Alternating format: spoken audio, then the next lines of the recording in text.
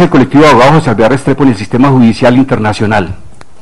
Y entonces habla de todo el trabajo del colectivo, desde las organizaciones de Estados Unidos con las que hacemos trabajo como CEGIL, su directora Viviana Cristevis y Rosana Aldos para su momento, el trabajo responsable de Rafael Barrios Mendivil, y señalan a su esposa Kimberly Stanton de contribuir con ese trabajo.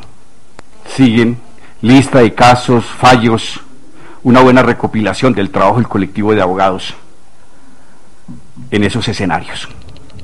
Y esto no se puede llamar acciones de inteligencia, cuando es el ejercicio de un derecho, cuando es el ejercicio de los convenios entre estados, cuando ese litigio no es clandestino, cuando el Estado está litigando, tiene sus abogados, está el Ministerio de Relaciones Exteriores al frente de lo mismo. Estoy saltándome todo lo que ya la Fiscalía trató esta mañana y que menciona algunos de los aquí procesados.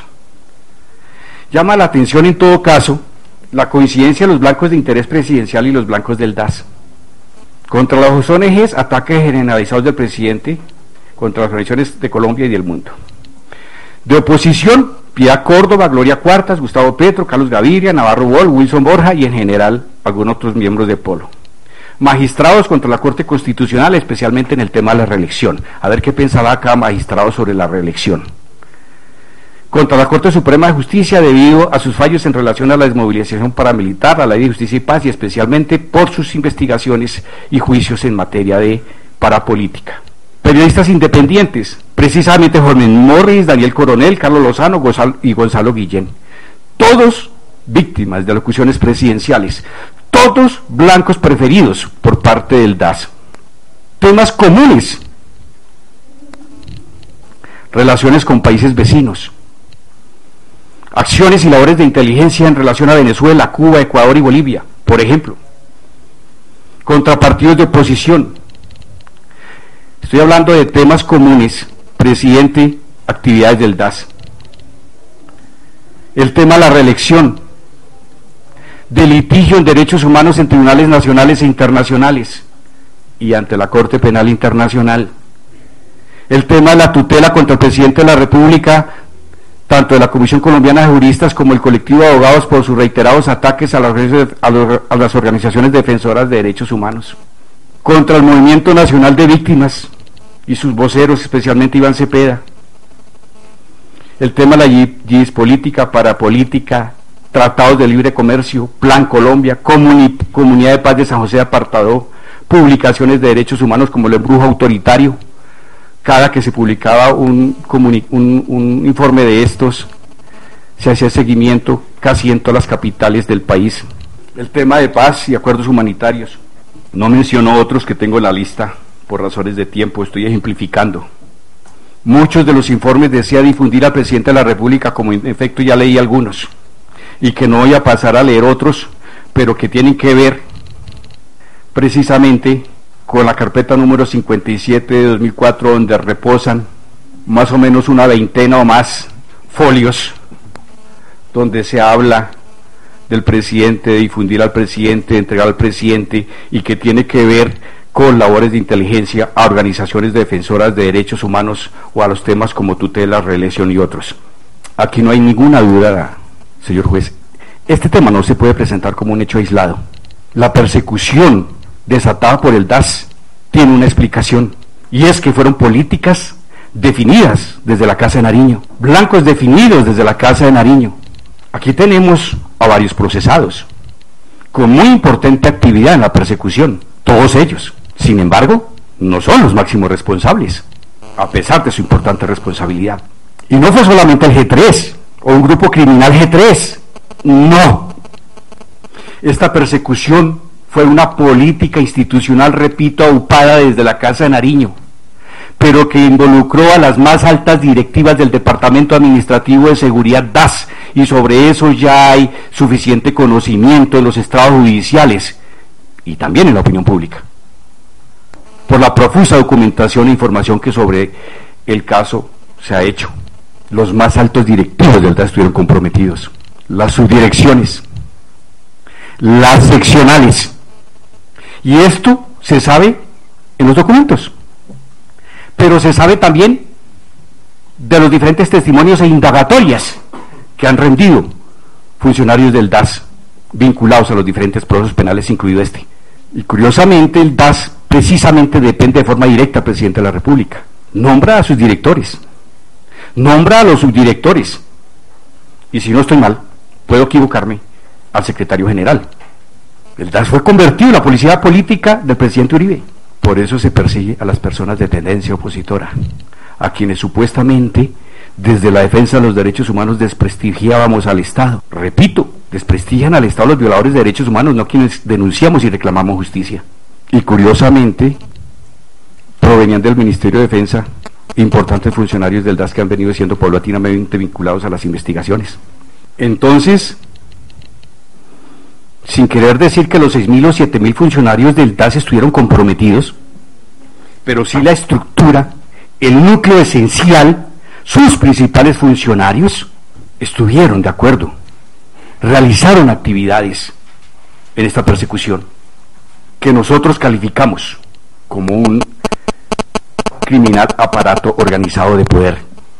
Los aparatos criminales organizados de poder no se pregonan exclusivamente de organizaciones particulares, sino que ellos pueden existir de acuerdo a la teoría penal que ha venido siendo recogida a nivel mundial desde los mismos escenarios y entrañas de un Estado. ¿Cuáles fueron los objetivos de la gigantesca operación de persecución? Y sigan pensando en el discurso del presidente, a ver cómo se parece todo esto. De forma expresa, en diferentes folios, se leen objetivos como los siguientes. Y vayamos pensando, y señor juez, a ver si es que esto puede ser objeto de acciones de inteligencia de un Estado democrático de derecho.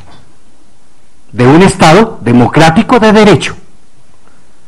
Por ejemplo, neutralizar las acciones desestabilizadoras de las ONGs en Colombia y el mundo. ¿Acaso las actividades de las ONGs de Colombia y el mundo no hacen parte de la dinámica democrática? Neutralizar o restringir las actividades de organizaciones y personas que atenten contra la seguridad nacional y el gobierno nacional. Ya se sabe que en documentos está claro que las ONGs fueron calificadas como una amenaza contra la seguridad nacional, terroristas o proclives al terrorismo. De hecho, la persecución se desató contra los blancos que solían ser objeto de ataques presidenciales, ONGs, congresistas, periodistas, magistrados, sindicalistas. Si bien esta persecución, por lo menos se conoce, empieza contra el colectivo Abogados de Alberto Restrepo, se extendió a muchas organizaciones del orden nacional y del orden internacional. Y se hicieron no solamente en territorio nacional, sino en territorio extranjero. Además del colectivo está Minga, Red de Paz, la Comisión Intereclesial de Justicia y Paz, ASFADES, ANDAS, Comisión Colombiana de Juristas, Comité sobre Complejos Políticos, Comité Permanente para la Defensa de los Derechos Humanos, CODES, ILSA, Plataforma Colombiana, Sembrar, la Organización Femenina Popular, CINEP, Colectivo Abogado Luis Carlos Pérez, Humanidad Vigente, MOVIS, Organizaciones Desplazados, solo para hablar de algunas. Organizaciones de paz. ¿Por qué las organizaciones de paz? Por insistir en la salida política al conflicto, por insistir en acuerdos humanitarios.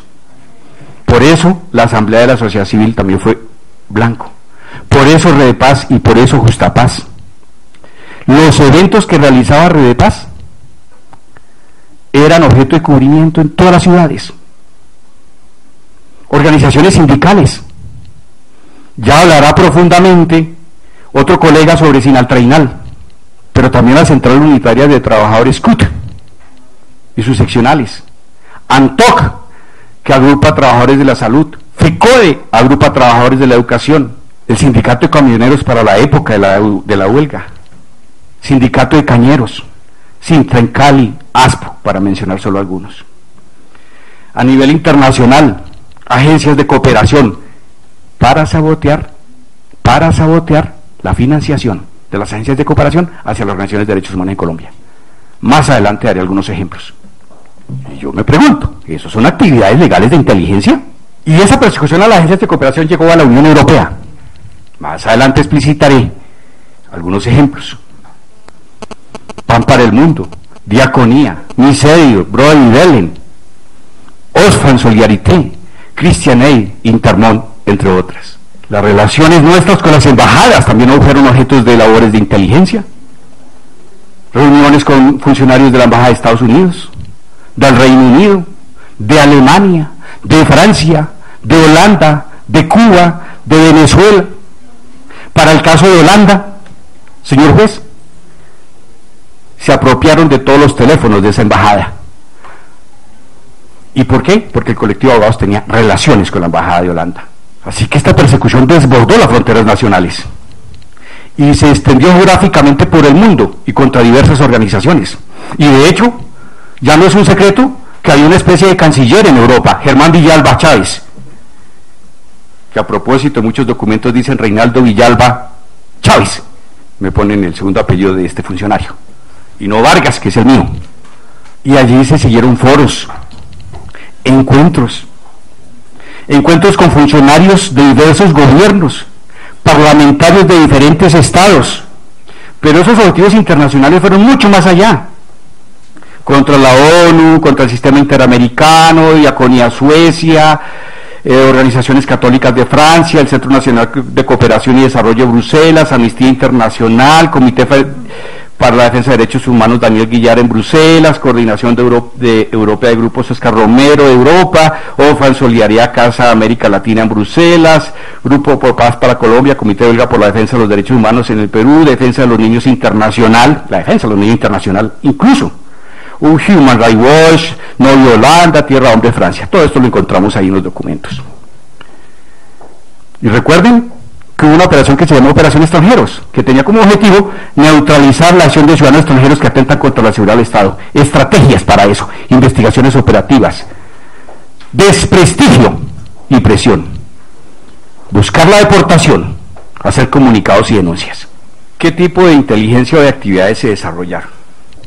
Se habla de la inteligencia estratégica, y que fue además la encomendada fundamentalmente al DAS, y que en palabras sencillas, lo han dicho funcionarios, pero que también está en el decreto que organiza el DAS, tiene como fin identificar las amenazas y riesgos contra el gobierno y la seguridad nacional. Tal información reposa ya en el expediente, tenía como destinatario final al alto gobierno, que significa ministros, presidente de la República, con el fin de que se adopten las políticas y medidas que correspondan. Esto no es que esté mal. Por supuesto que hay que tener inteligencia estratégica, por supuesto que un Estado tiene que tener aparatos de agencias de inteligencia fuertes, por supuesto que sí, y que tienen que perseguir a la criminalidad, y que tienen que cuidarse de que la soberanía nacional se mantenga. Por supuesto que sí. Yo quiero tener claro eso, y quiero que quede claro eso. Aquí el problema es el contexto que estamos manejando y cómo las ONGs son objetivo de esa inteligencia estratégica. Y de esa inteligencia estratégica deviene lo que llaman la guerra política. Y de ese concepto de la guerra política, que figura en el expediente, como por ejemplo cuando habla Ovalle, y que toma la definición de Mao Zedong, comillas, es toda acción de guerra que utiliza medios intangibles para destruir la voluntad de combate del enemigo hasta hacerlo vulnerable a nuestra voluntad. Cierra comillas. Y a nosotros nos acusan de hacer guerra política en esos expedientes. Y también nos la hacen de allá para acá. Están los expedientes. Calificándonos de enemigos del Estado y el gobierno. Hay un documento general del que voy a hacer referencia más explícita más adelante, que se titula Dirección General de Inteligencia. Por eso hay que pensar que todos los que pasan por la Dirección General de Inteligencia tienen que ver con esto, eso sin ninguna duda. Son documentos del DAS, presentaciones que hacían en sus reuniones. Y sigue, Subdirección de Operaciones. Ahí está, Dirección de Inteligencia, Subdirección de Operaciones. Guerra política. Objetivos, comillas, defender la democracia y la nación, crear conciencia sobre las consecuencias de un sistema comunista. ¿Qué clase de acciones se realizaron? Este proceso son conocidos como las chuzadas, no me gusta el término. porque genera en la opinión pública y en la sociedad colombiana la idea de que el tema fueron chuzadas.